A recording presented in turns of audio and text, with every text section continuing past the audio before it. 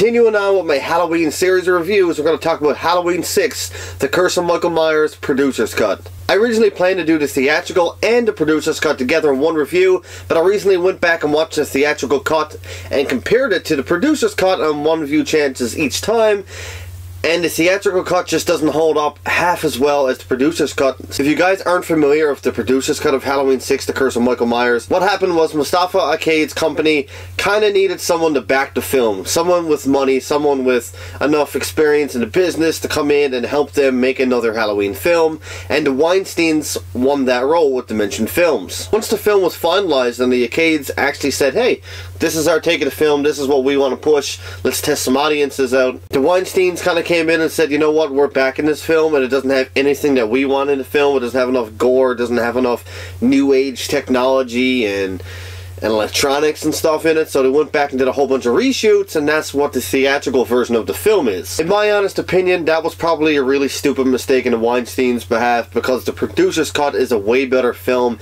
and stuck closer to the original Halloween, whereas the theatrical version is kind of this new age sloppy edited and poorly looking film that just didn't have a lot of coherent flow with the film itself due to all the reshoots and edits. So all that being said, this is why I chose to do the producer's cut, the real original version of Halloween 6, The Curse of Michael Myers. The film was directed by Joe Chappelle, and I'm pretty sure he did all of the film itself, maybe not some of the reshoots. I'm not 100% on that, but I think he may have not had anything to do with the reshoots. It brings back Donald Pleasence in his last role as Dr. Loomis before he passed away before the release of this film. The film does not bring back Danielle Harris, although it does continue the Jamie Lloyd storyline. They bring in J.C. Brandy to reprise Danielle Harris's role of the iconic character Jamie Lloyd, even though she kind of doesn't look anything like Jamie when she's older.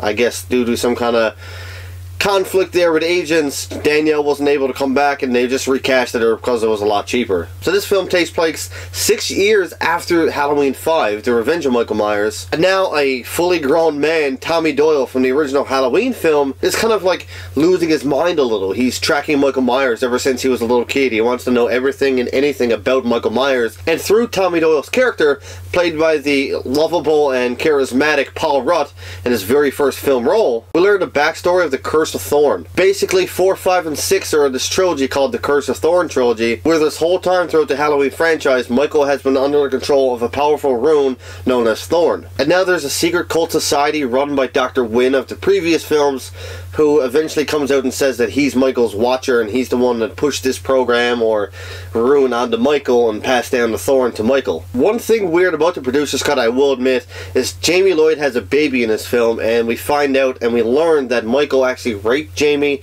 and they had a baby together, and that's why Michael kind of doesn't want to murder that baby. There are several very noticeable differences between the theatrical and producer's cut. The majority of those differences have to deal with the cult and the Curse of Thorn. And the endings of these films are completely and utterly different, but the producer's cut is a lot better in my honest opinion. The theatrical cut kind of took the concept of Curse of Thorn and then said, no, that's really weird, let's turn that up on its head and make it to a more gruesome and violent ending that makes absolutely no sense, and edit it together with the shots we already have of the original piece of work and try to make a movie. It just didn't work, and honestly, for years that I watched it, it always felt out of place. Even though I still enjoyed the theatrical cut, it's just not a very good film, whereas the producer's cut is actually a decent film. The mask and look of Michael Myers in this film is absolutely amazing.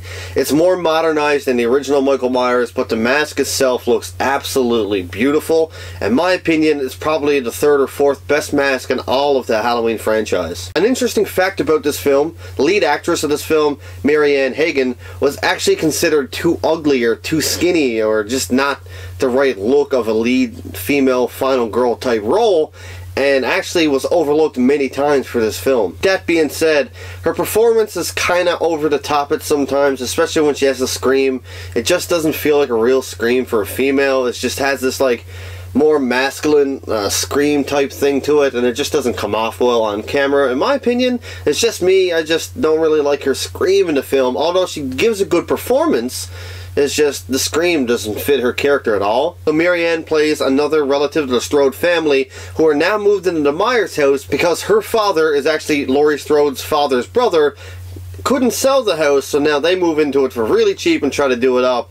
And lo and behold, it's around Halloween time and Michael comes back and murders that family, except for the lead actress and her son Danny. Paul Rudd kind of gets an emotional attachment to the lead actress and her son, and they kind of develop a bond throughout the film. There's some really cool aspects about this film, especially with Paul Rudd's character and how he's researching Michael over the years. And the very start of the film, when Jamie escapes and eventually gets murdered by Michael and or the Man in Black, he hears her on the radio and absolutely knows it was her. He tracks it down to where it was to by listening to a recording over and over, goes there and finds the baby that Jamie and Michael spawned. The basic premise of this film is Michael has to get that baby back and one of the Strode girls and sacrifice the two of them as his last sacrifice, and Danny Strode has to come into the picture and kill his mother so they can have both sacrifices and pass the torch down to Danny so Michael can continue on with his life and get this part of his life over with. And when the leader of this cult passes his curse down onto Dr. Loomis at the very end of the film, and I absolutely love the ending of this film. You know, Loomis gets the tattoo, the curse of Thorn on his forearm, and he starts screaming because he didn't actually want it, and he's like, damn it, I don't want all this, and I thought I was done with it. And Michael kind of like walks away in the sunset with a hat on. It's actually a really cool ending in my honest opinion. Alan Horace, one of the main people behind John Carpenter's scores throughout the year, he's like an understudy of John Carpenter, did the scores for this film, and he kept it very simple and very original, but added just enough little flavor of his own personality into the score, especially with the cult and the society stuff, that it was an absolutely amazing score and theme for the Halloween franchise, mixed in with John Carpenter's original score, and it works so well with the producer's cut. Whereas the theatrical cut kind of took what he made and then added some electrical guitars, so it was like, and it just didn't work. When you watch the theatrical cut and compare it with the producer's cut just for the score alone, the producer's cut blows it out of the water. It's so well done and so beautifully paced throughout the film. The producer's cut took its time and let the score and the tension build.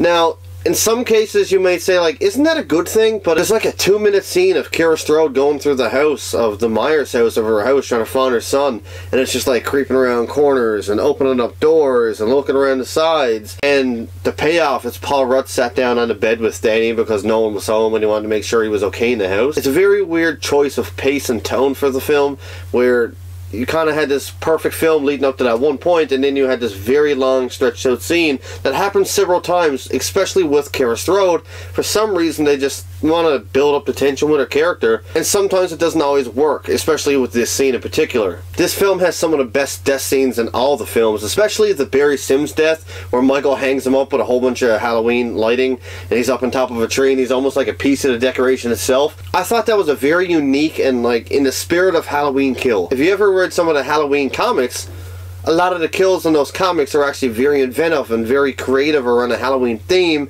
of pumpkins and such. And I thought the Barry Sims death kind of fit up there with those, and I actually personally really enjoyed it. When this film came out, I was only 4 years old, so it was the perfect time for me to go back and watch this film, because all the little kids and trick-or-treaters running up and down the roads and stuff, it just felt nostalgic for me, because that's the time that I grew up in, and I grew to appreciate this film a little bit more because of the time period that it's based in. I could sit down and kind of nag on this film a little bit for the explanations of the Curse of Thorn and the Man in Black. Really, that's Halloween 5's writers and editors and producer and director's fault for introducing it in the first place. I think Halloween 6 does an okay job at explaining all of these theories and stuff throughout the 6 years leading up to the film, that fans and people wanted to find out what exactly was the tattoo on Michael Myers' arm.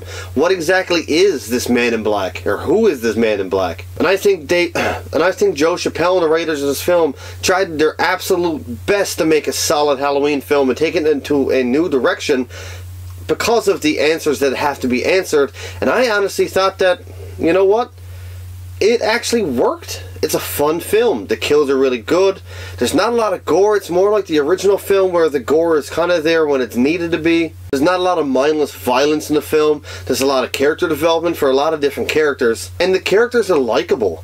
Even the people that die in this film you don't hate. Unlike Halloween 5 and Halloween Resurrection, the characters are actually there for an important reason, and it's to like those characters. The characters that you're meant to hate in this film, you hate, and when they die, you're happy because, like, hey, he was an asshole. He kind of deserved this. That's the way a film is supposed to be. You're supposed to have likable characters. You're supposed to cheer those characters on. If those characters are your lead roles in a film and you're supposed to cheer those characters on, you're supposed to like those characters. If you're supposed to hate that character, you're supposed to hate him, which Halloween 5 did not do. It gave us characters to hate that we're supposed to like, which is impossible to like, which is why I think Halloween 6 is one of the best in the franchise. I know a lot of people are going to disagree with me, but I think Halloween 6, The Curse of Michael Myers, the producer's cut, is a very well made film. I'm going to give Halloween 6, The Curse of Michael Myers, a 7.5 out of 10. It's not a perfect film by any means, but the producer's cut makes up for a lot of crap that's theatrical cut released in cinemas, and I really enjoy it. A great last performance from Donald Pleasance. Paul Rudd gets introduced into his very first film, and he actually is amazing in the film.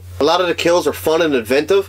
A lot of the people in the film are likable and or hateable when needed to be. And a lot of questions were answered because of the fuck up that Halloween 5 was. And somehow they still made a very good producer's cut of a film. If you're going to watch Halloween 6, The Curse of Michael Myers this Halloween, I highly recommend you pick up the producer's cut. Anyway guys, I really hope you enjoyed my review. Stay tuned, I have 3 more films to knock out of the Halloween franchise. Halloween 3, Season of the Witch, and Halloween 1 and 2 on Halloween Day and Night. And as always guys, take care, stay frosty, and happy October.